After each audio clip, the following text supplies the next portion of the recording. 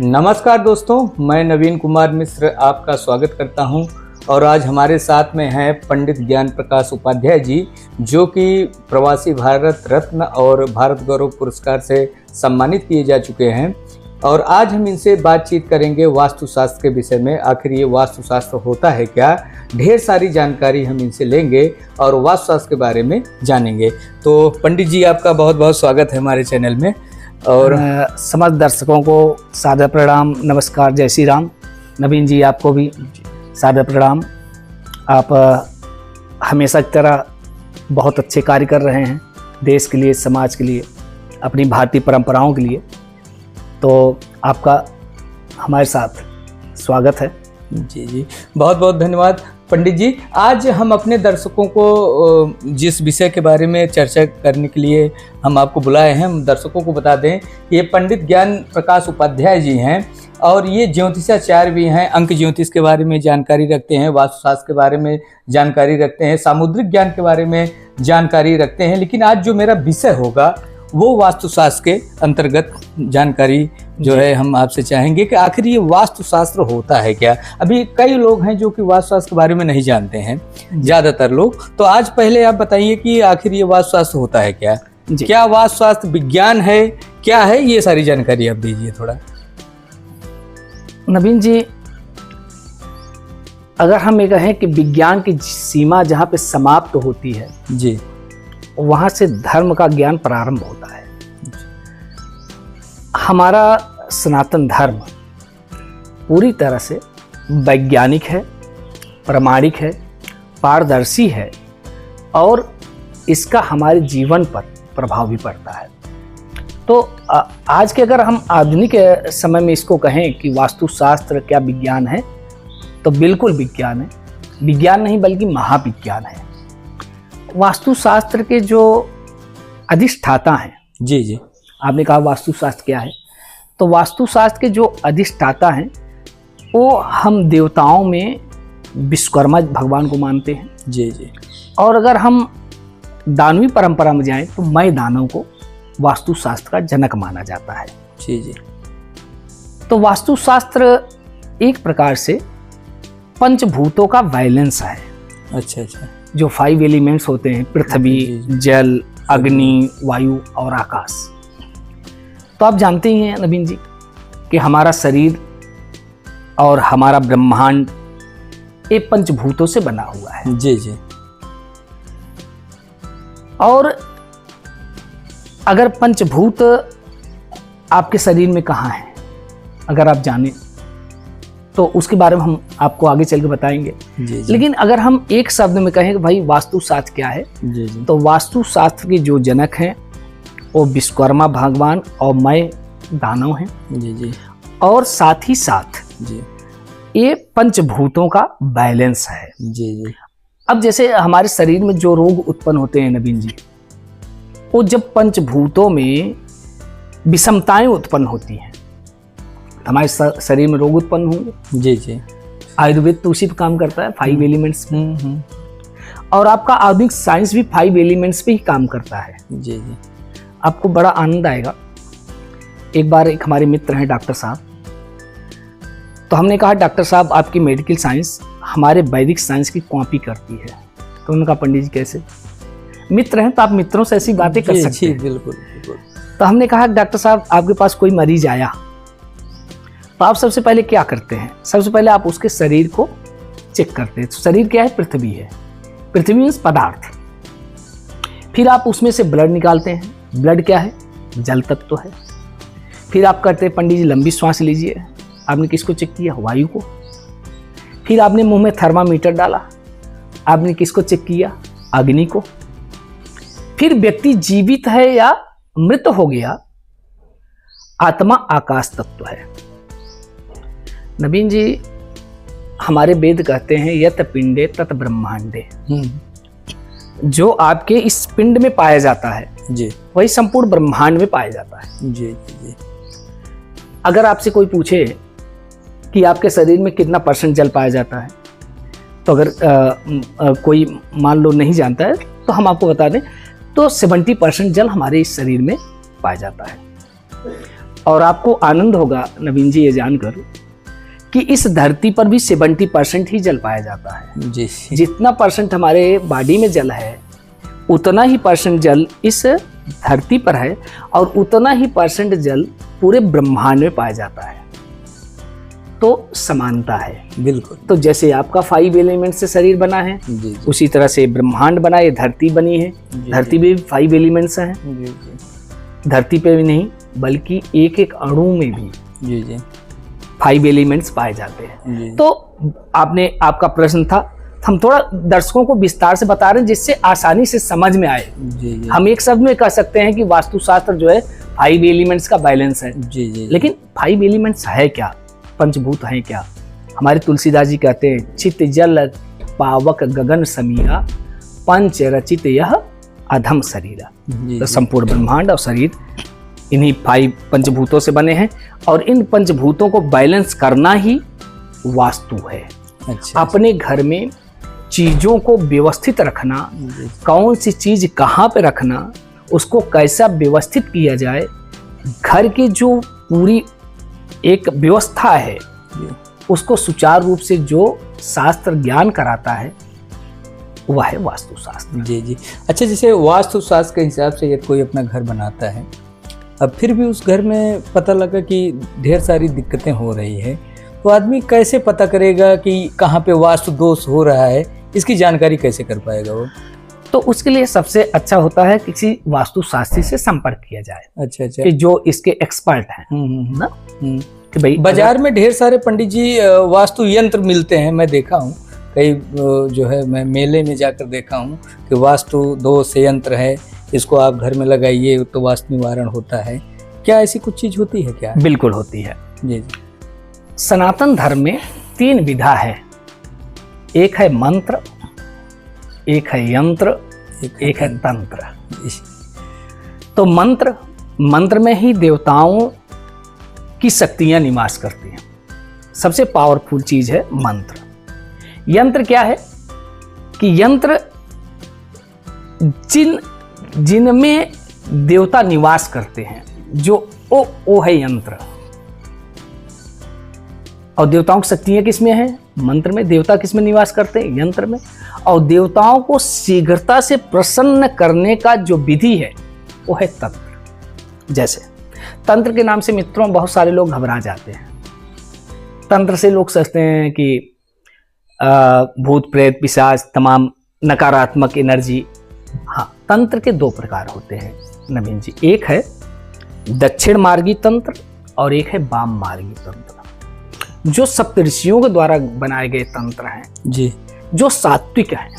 जैसे आपको मान लो बहुत भोजन में बहुत सारी चीजें प्रिय हैं, लेकिन उनमें से कोई एक चीज आपको बहुत प्रिय, मान लो गुलाब जामुन आपको बहुत प्रिय है, और आप भोजन करें और बाद में आपको गुलाब जामुन दिया जाए तो आप अति प्रसन्न हो जाते हैं। लेकिन उसी गुलाब जामुन को मैं भोजन के पहले आपको दे दूं तो भी आप उतने ही प्रसन्न होते हैं जितना आप बाद में हुए। जी। तो देवताओं को कौन से मंत्र प्रिय हैं, कौन सी वस्तु प्रिय है और कौन सी विधि प्रिय है, उन चीजों का प्रयोग करना ही तंत्र है। जी। तो यंत्र बहुत प्रभावशाली होते हैं, लेकिन यंत्र जो बाजार में मिलते हैं ऐसे रखने से आपको कुछ नहीं होता। जी। उन यंत्रों को एक अच्छे ब्राह्मण के द्वारा आपको प्रतिष्ठित कराना होता है। प्रतिष्ठित कराइए, मंत्र का जाप कराइए, सिद्ध करा के फिर आप अपने घर में स्थापित करेंगे तो निश्चय ही वास्तु यंत्र आपके वास्तु दोष को दूर करने में सहायक है। अच्छा, एक ये जो चीन देश है वहाँ वास्तुशास्त्र फेंगशुई होती है ना उन लोगों की, कुछ समानता है अपने इस वास्तुशास्त्र से फेंगशुई? नवीन जी, हमारा जो सनातन धर्म है वो सृष्टि के प्रारंभ से है। सृष्टि के प्रारंभ से नहीं, सृष्टि तो एक ब्रह्मांड को बोलते हैं, या जो विश्व है, एक गैलेक्सी नहीं, पूरा विश्व के प्रारंभ से हम सनातन धर्म है। हमने इसके पहले आपसे एक एपिसोड में हमने बताया था हमारा सनातन धर्म कितना पुराना है। जी जी। तो सनातन धर्म जब से सृष्टि है, एक बार आप चाहें तो हम जल्दी से बता देते हैं दर्शकों को। फिर से एक बार रिपीट कर तो दीजिए। 4,32,000 वर्षों का कलयुग होता है, 2 गुना द्वापर, 3 गुना त्रेता, 4 गुना सतयुग, 43,20,000 ईयर का एक महायुग होता है। ऐसे 71 से अधिक, 72 से थोड़ा कम महायुग का एक मनवंतर होता है, और ऐसे 14 मनवंतर का एक कल्प होता है। एक कल्प में 4 अरब 32 करोड़ वर्ष आते हैं नवीन जी, और वह 4 अरब 32 करोड़ वर्षों का जो समय है वो ब्रह्मा जी के एक कल्प के बराबर होता है। ब्रह्मा जी को उतनी रात्रि होती है, तो 8 अरब 64 करोड़ वर्षों का ब्रह्मा जी का दिन रात होता है। जी जी जी। और अभी जो ब्रह्मा जी की आयु हो गई हमारे सनातन धर्म के अनुसार, तो ब्रह्मा जी का द्वितीय प्रारब्ध अर्थात 50 वर्ष ब्रह्मा जी के बीच चुके हैं, 51 वर्ष का पहला दिन चालू है जी। तो 8 अरब 64 करोड़ गुणा करिए आप 365, एक साल बनाइए और फिर गुणे 50, इतना पुराना आपका सनातन धर्म है। जी जी जी। तो ये सनातन धर्म सृष्टि के प्रारंभ से है, लेकिन धरती पे जो आज रिलीजन है, हमने आपको बता दूं मैं नवीन जी, रिलीजन और धर्म में अंतर होता है।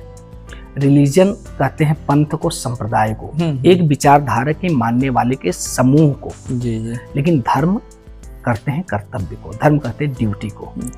तो धर्म हमारा सनातन धर्म सृष्टि के प्रारंभ से, लेकिन धरती पे जो वर्तमान में आप चाहे ईसाई संप्रदाय हो, ईसाई पंथ हो, चाहे इस्लाम हो, चाहे अन्य पंथ जो भी हैं धरती पर, वो सब यहूदी संप्रदाय है।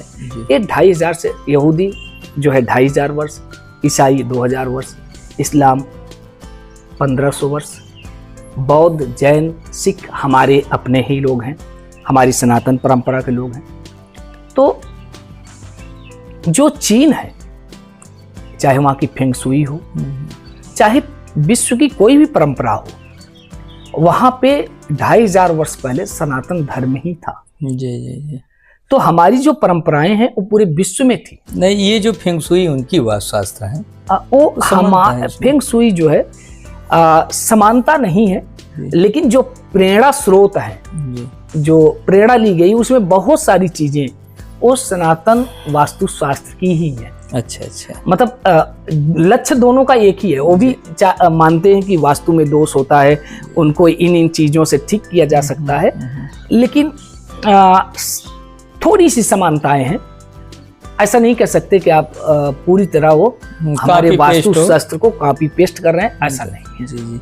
अच्छा, जैसे कोई घर बनवाता है, बड़ा मेहनत करता है तब जाके एक घर बनवाता है, तो वास्तुशास्त्र के हिसाब से किस तरफ दरवाजा होना चाहिए, किचन किस तरफ होना चाहिए, जो पूजा का घर होता है वो किस तरफ होना चाहिए, थोड़ी जानकारी इसके बारे में मिले ताकि हमारे दर्शक भी जान सकें। नहीं, बहुत अच्छे नवीन जी, आप बहुत अच्छे प्रश्न कर रहे हैं। और जो भी दर्शक हमारे सुन रहे हैं, आजकल मित्रों वास्तुशास्त्र को या ज्योतिष को इतना विषम बना दिया गया है कि आदमी उसमें उलझ जाता है। ये विज्ञान है मानव जीवन को सुखमय बनाने के लिए।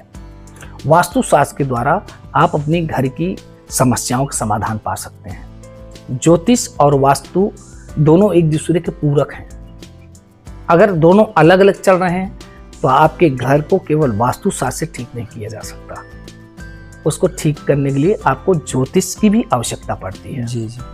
तो सामान्यतः हम अगर घर बनाना चाहते हैं तो 3 दिशाएं नवीन जी सबके लिए शुभ होती हैं। जी। पहला है पूर्व दिशा, दूसरा है ईशान जिसे हम नॉर्थ ईस्ट कहते हैं, और तीसरा है नॉर्थ उत्तर दिशा। उत्तर हो गया, ईशान कोण हो गया और पूर्व। ये 3 दिशाएं सबके लिए कल्याणकारी हैं। जी। इसके बाद आपके लिए कौन सी दिशा सूट करेगी, वह आपकी कुंडली का अध्ययन करने के बाद, केवल वास्तु नहीं नवीन जी, जमीन भी आपको सूट करेगी नहीं सूट करेगा, नगर सूट करेगा कि नहीं सूट करेगा, आपके लिए कौन सी दिशा सूट करेगी, ये सारी चीज़ों का अध्ययन किया जाता है वास्तुशास्त्र में। अच्छा, इतना अध्ययन करने के बाद तब क्लियर होगा ये घर बना रहे हैं तो दरवाजा किधर हो, किस दिशा में हो आपका? सबसे पहले व्यक्ति को अगर वो सच में वास्तुशास्त्र के हिसाब से घर बनाना चाहता है तो सबसे पहले अच्छे पंडित जी से, जिनको शास्त्र का ज्ञान है, वास्तुशास्त्र का ज्ञान है, ज्योतिष का ज्ञान है, उनसे अपने पहले भूमि को दिखाना चाहिए। अच्छा अच्छा। भूमि का अध्ययन किया जाता है कि यह भूमि कैसी है, किस वर्ण की है, और भूमि को निरीक्षण करने के बाद पता चलता है वहाँ कोई दोष तो नहीं है, क्योंकि धरती पर अनेकों बार जीवन उत्पन्न और नष्ट हुआ है, बहुत सारे युद्ध हुए हैं, तो वो भूमि दूषित तो नहीं है। अगर दूषित है तो भूमि को शुद्ध किया जाता है। सबसे पहला काम है भूमि का निरीक्षण और भूमि शोधन। जी जी। भूमि अगर अच्छी हो गई तो दूसरा आता है कि वह ग्राम, वह नगर उस व्यक्ति के लिए कैसा है। तीसरा है उसके लिए दिशा कौन सी ठीक है, उसको किस दिशा में घर बनाना चाहिए। और इसके लिए आपको वास्तुशास्त्र की इन चीजों को जानने के लिए आपको ज्योतिष का भी सहारा लेना पड़ेगा, तभी आप उसके लिए दिशा जान पाएंगे। इनके लिए दिशा कौन सी अच्छी है, ग्रहों के हिसाब से कौन से ग्रह इनके लिए गृह के स्वामी हैं, कौन से ग्रह इनके घर के लिए कल्याणकारी होंगे। तो पहली प्राथमिकता होती है जब आप कोई भी भूमि पर निर्माण करने जा रहे हैं तो सबसे पहले भूमि शोधन करिए, भूमि जान लीजिए, दिशा जान लीजिए। ये भूमि शोधन करने में कितना टाइम लगता है अगर कोई करो? भूमि शोधन ज़्यादा से ज़्यादा आधे घंटे का काम है। अच्छा अच्छा। अगर जानकार पंडित जी जाएंगे, मिट्टी उठाएंगे, वहाँ की चीज़ों को निरीक्षण करेंगे, भूमि शोधन हो गया। अगर मान लो भूमि में दोष है, आपका प्रश्न हो सकता है कि भाई भूमि में दोष है तो क्या करे आदमी। जी जी ना, आप पूछ सकते हैं प्रश्न ना। बिल्कुल। तो आपका प्रश्न मैं पूछ लेता हूँ। जी जी। अगर मान लो कोई भूमि है उसमें दोष है जी, तो उसको आप कैसे ठीक करेंगे? तो उसकी शल्य क्रिया करनी होती है भूमि का। भूमि में जो घर का स्वामी है उसके बराबर मिट्टी निकलवा देनी चाहिए, थोड़ा सा गड्ढा खोद कर, और मिट्टी को घर के बाहर फेंकवा देना चाहिए। और बाहर से कोई पवित्र नदी का बालू, जैसे गंगा जी का बालू हो गया या कोई भी जो नदियां हैं, उसकी बालू उसमें डाल दीजिए, भूमि शोधन हो गया। भूमि शोधन के बाद जो प्रथम स्थिति होती है वो है नींव पूजन का। जब भी आप गृह निर्माण करें भूमि शोधन कराएं। जी जी जी। दिशा चेक कर लें आपके लिए दिशा कौन सी अच्छी है। फिर उसके बाद आप जो है आप नींव पूजन करिए। नींव पूजन के समय शिलान्यास करिए। शिलान्यास के समय ही आपको वास्तु शांति कर लेनी चाहिए कि किस दिशाओं में। जब आप शिलान्यास करते हैं तो लोग क्या करते हैं, ऐसे ही खात लगा लेते हैं। कई लोग तो मैं देखा हूँ, कई लोग जब घर बनाते हैं नींव में जो है तांबा डालते हैं, थोड़ा ये जो 5 प्रकार की जो धातुएं होती हैं ये सब डालते हैं उसमें, जैसे सोना चांदी हुआ, तांबा हुआ, जस्ता हुआ, ये सब डालते हैं। इससे कुछ लाभ मिलता है क्या? बिल्कुल। अच्छा। बिल्कुल लाभ मिलता है। मैंने नवीन जी बताया कि जैसे आप भूमि शोधन अगर आपने कर लिया तो फिर दिशा जान लिया जी। और आप गृह का निर्माण करने जा रहे हो तो आपको सबसे पहले नींव पूजन करना होता है। नींव पूजन के लिए आपको खात लगाना होता है, आपको 5 बार फावड़ा मारना है उस पर। अब फावड़ा आप ऐसे ही कहीं नहीं मार सकते, उसके लिए भी ज्योतिष का सहारा लेना पड़ेगा आपको जी जी। कि भाई शेषनाग का सिर किधर है, पूंछ किधर है। वर्तमान में लगने के हिसाब से इस समय धरती जहां पर स्थित है उधर शेषनाग का मुंह कहाँ है, तो 2 देखना है। एक तो आपको मास के हिसाब से देखना, दूसरा लग्न के हिसाब से देखना है जी जी। फिर उसके पृष्ठ भाग पे आपको खाता लगाना है। अच्छा जी।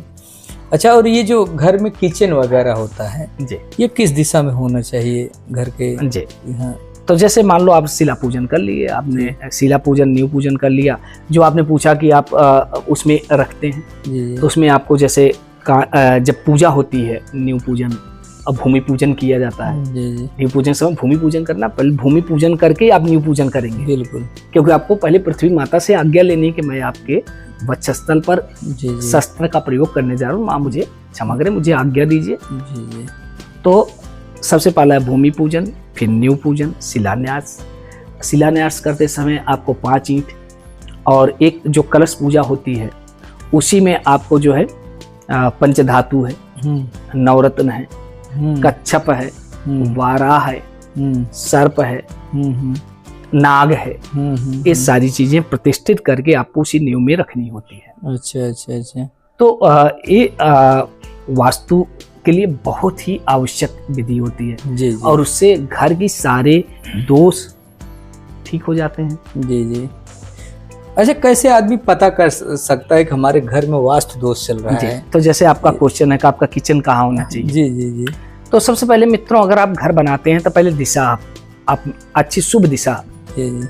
सबसे जो खराब दिशा मानी जाती है साउथ वेस्ट, नैऋत्य कोण जी, बहुत ही खराब होता है। दक्षिण बहुत खराब होता है। पश्चिम केवल ब्राह्मण के लिए, जो ब्राह्मण है, केवल जन्म से नहीं ब्राह्मण, उसके लिए पश्चिम दिशा ठीक है। अच्छा केवल 3 दिशाओं को छोड़कर हर दिशा में कुछ न कुछ आपको समस्या का सामना करना पड़ेगा। अच्छा अच्छा। ठीक है। जी। लेकिन अगर कोई ग्रह आपके मजबूत हैं जी और कोई भी दिशा हो जी, और उस दिशा में उस ग्रह के हिसाब से आप बनाते हैं तो कोई भी दिशा आपको सूट करती है जिस दिशा आपके लिए बलवान है। जी जी। ठीक है। तो एक्चुअल में अगर आप पूर्व दिशा में घर बनाएं तो आपका जो किचन होना चाहिए जी। वो हमेशा साउथ ईस्ट में होना चाहिए, अग्निकोण में।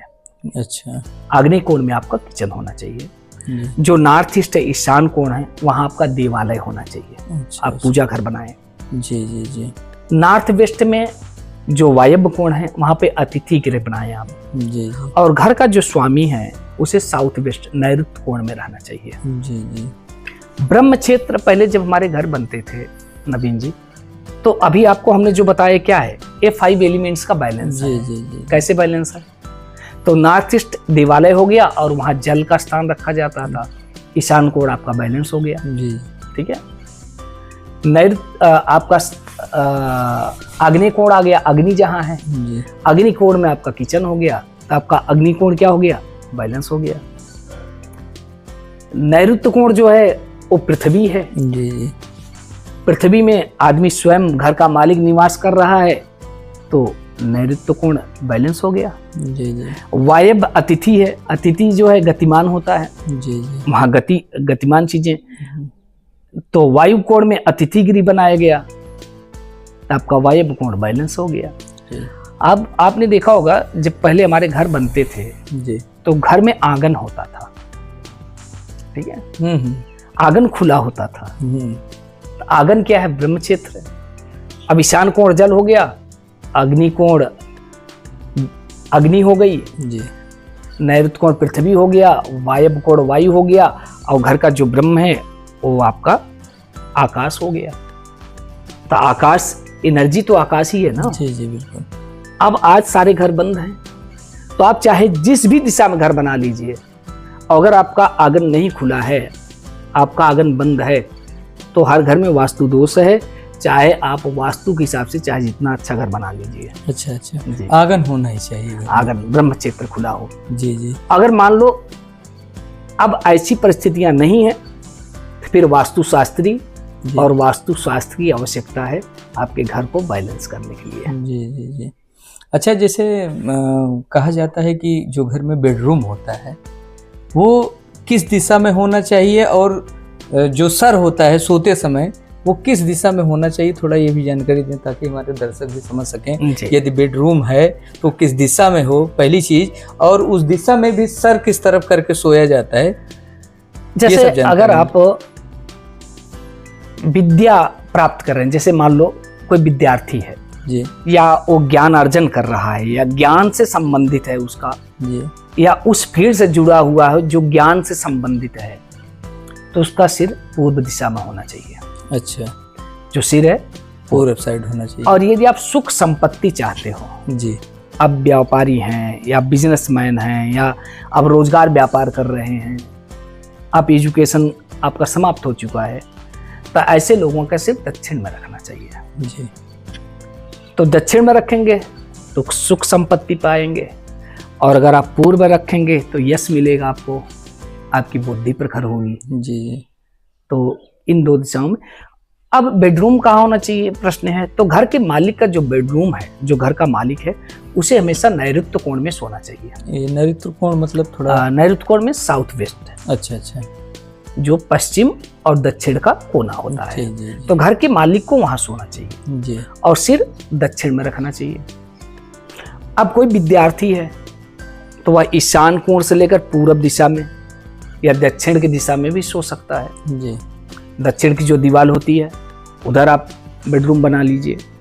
आप चाहे पूरब दिशा में, दीवार पूर्व में आप बेड बना, दो ही दिशा अच्छी है सोने के लिए, या तो आप दक्षिण में रखिए या पूर्व में।